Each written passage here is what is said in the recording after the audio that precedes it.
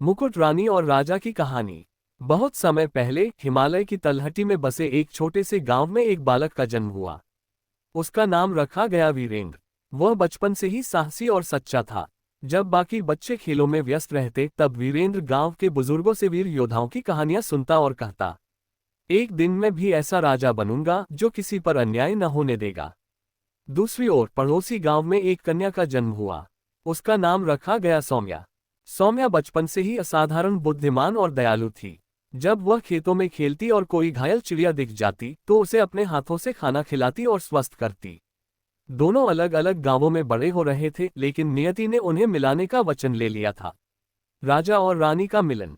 समय बीता। वीरेंद्र बड़ा होकर पराक्रमी हुआ और उसके साहस के कारण आसपास के राज्य के लोग उससे वीर बालक कहने लगे।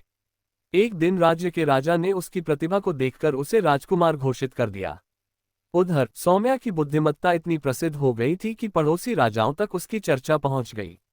जब वीरेंद्र ने पहली बार सौम्या को देखा तो वह उसकी करुणा और तेजस्वी व्यक्तित्व से प्रभावित हो गया।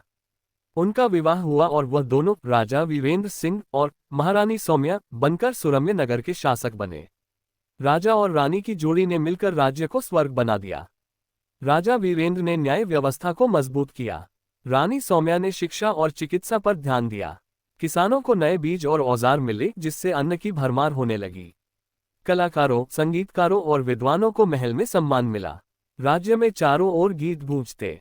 धरती पर स्वर्ग यही जहां है वीरेंद्र और सौम्या रानी। लेकिन हर सुख पर ईर्ष्या की नजर पड़ती है। पास के राज्य का शासक भैरवसेन अत्याचारी और लालची था। वह सोचता, अगर मैं सुरम्य नगर पर अधिकार कर लूं तो मेरी शक्ति दुगुनी हो जाएगी। उसने गुप्तचरों को भेजा और युद्ध की तैयारी करने लगा। जब ये समाचार सुरम्य नगर पहुंचा तो प्रजा घबरा गई। लोग महल के बाहर जमा होकर कहने लगे, महाराज, दुश्मन की सेना विशाल है, हम साधारण लोग उनका सामना कैसे करेंगे। राजा वीरेंद्र सिंह ने दृढ़ स्वर में कहा, जब तक मेरा जीवन है मैं तुम्हें बचाऊंगा। रानी सौम्या ने आगे बढ़कर कहा, युद्ध केवल तलवार से नहीं जीता जाता, बुद्धि, रणनीति और एकता से ही असली विजय होती है। रानी ने सभी को जिम्मेदारियां दी। लोहारों ने रात दिन हथियार बनाए।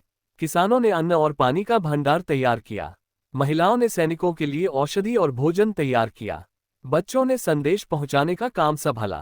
राजा ने सैनिकों को युद्ध का अभ्यास कराया, जबकि रानी ने मानचित्र पर रणनीति तैयार की। उन्होंने कहा, अगर दुश्मन ताकत से बड़ा है तो हमें चतुराई से जीतना होगा। युद्ध का दिन आया। आसमान बादलों से गूंज रहा था। दोनों सेनाएं आमने सामने थीं। राजा वीरेंद्र ने तलवार उठाए और बोला, ये युद्ध भूमि का नहीं, सम्मान और अस्तित्व का है। जय सुरम्य नगर। युद्ध शुरू हुआ। दुश्मन की सेना विशाल थी, लेकिन रानी की योजना अद्भुत थी। छोटे छोटे सैनिक समूह दुश्मन पर अचानक हमला करते। पहाड़ियों और खेतों के बीच बनाई गई गुप्त सुरंगों से सैनिक निकलकर शत्रु को घेर लेते। दुश्मन के घोड़ों को पानी के स्रोत से दूर कर दिया गया।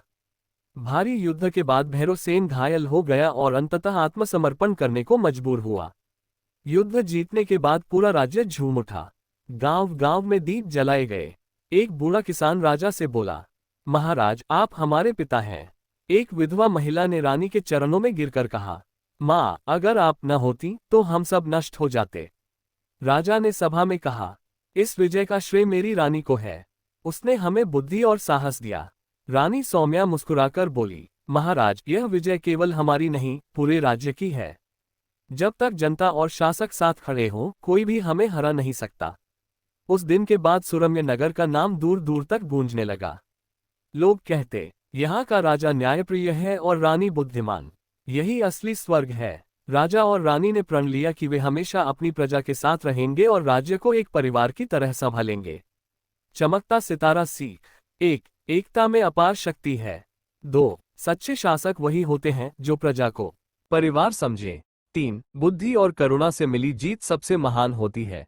मुकुट। और इस तरह राजा वीरेंद्र सिंह और रानी सौम्या की कथा युगों युगों तक सुनाई जाती रही।